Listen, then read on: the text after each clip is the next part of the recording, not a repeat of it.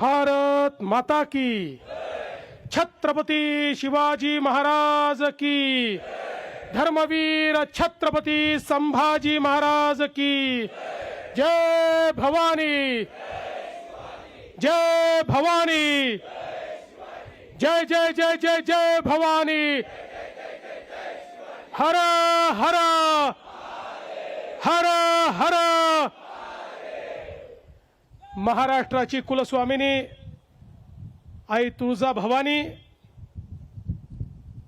राष्ट्रमाता राजमाता आई जिजाऊ मासाहेब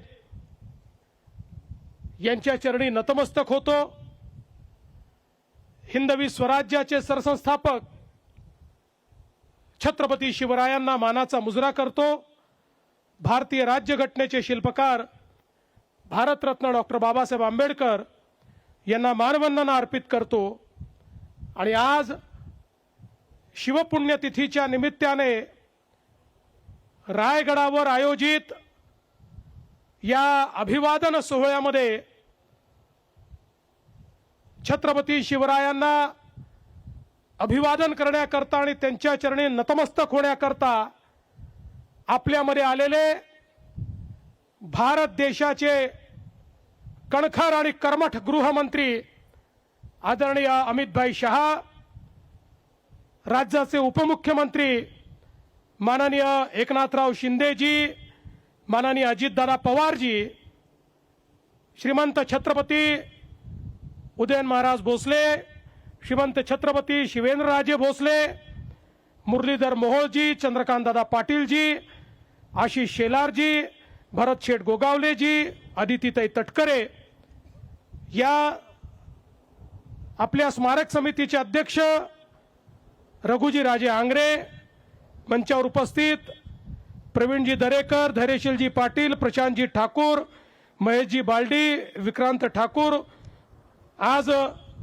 जगदीशजी कदम, त्रिंबकजी पुरोहित, ज्यांना आपण पुरस्कार दिला ते उदयसिंहजी होळकर, सुधीरजी थोरात, संजयजी कुलकर्णी, ज्यांनी संपूर्ण दुर्ग पादक्रांत केले असे पाटील साहेब, मंचावरील सर्व मान्यवर आणि या ठिकाणी उपस्थित सर्व शिवप्रेमी भगिनी आणि बंधूंनो, आज मला अतिशय समाधान आहे की छत्रपती शिवरायांच्या इतिहासाचा आणि संपूर्ण मराठा साम्राज्याच्या इतिहासाचा ज्यांनी गाढा अभ्यास केला, जगभरातनं इतिहासाचे पुरावे मिळवून ज्यांनी हा इतिहास समजून घेतला आणि त्या इतिहासाचं वाचन आणि लेखन दोन्ही केलं, ते भारताचे गृहमंत्री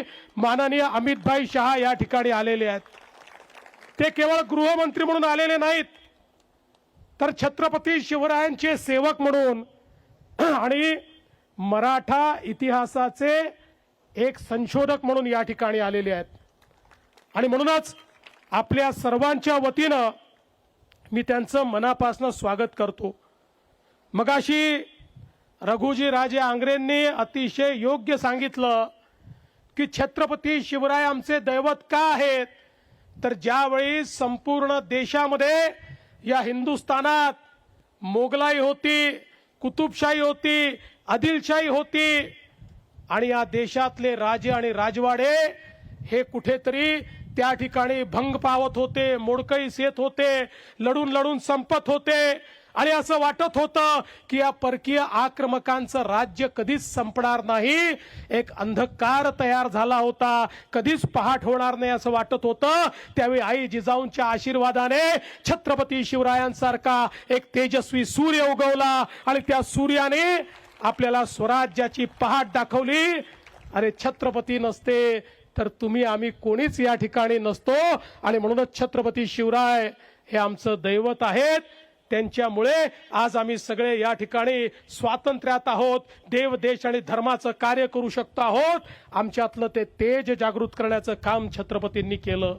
आणि एवढंच नाही तर हे करत असताना छत्रपतींनी 18 पगड जातीच्या लोकांना एकत्रित करून त्यांच्यामध्ये विजिगीषू वृत्ती तयार केली, त्यांच्यातलं तेज प्रज्वलित केलं, त्यांच्यातलं पौरुष जागृत केलं आणि त्या सामान्य मावळ्यांना त्या ठिकाणी वीरांमध्ये परिवर्तित करून या हिंदवी स्वराज्याची स्थापना केली।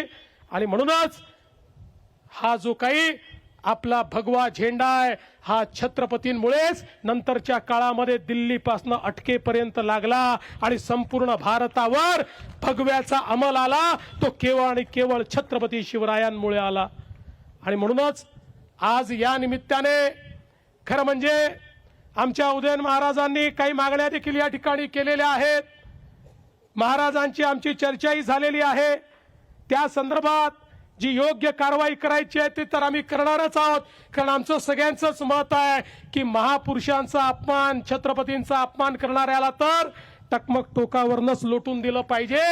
पण आपण लोकशाहीमध्ये आहोत, त्यामुळे लोकशाही अनुरूप या ठिकाणी नियम तयार करण्याचं काम हे आपण निश्चितपणे करू। आणि त्यासोबत जो छत्रपतींचा प्रमाण इतिहास हा राज्य सरकारच्या वतीनं तयार केला पाहिजे, निश्चितपणे हे काम देखील आपण हातामध्ये घेऊ।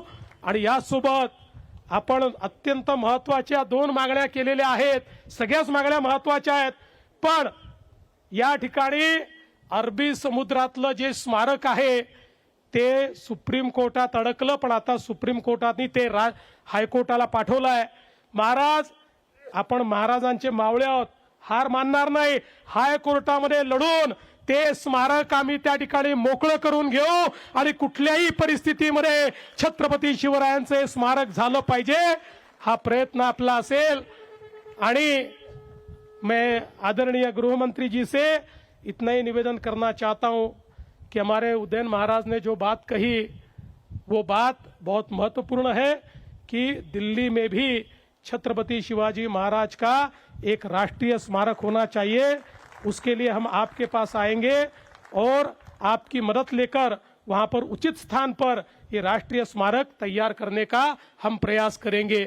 मला एक अजून गोष्ट आपल्याला सांगायची आहे की आपल्या देशाचे आपले लाडके प्रधानमंत्री माननीय मोदीजींनी आपल्या छत्रपती शिवरायांच्या 12 किल्ल्यांना युनेस्कोची हेरिटेज साइट म्हणून, विश्व हेरिटेज म्हणून त्या ठिकाणी नॉमिनेट केलेला आहे।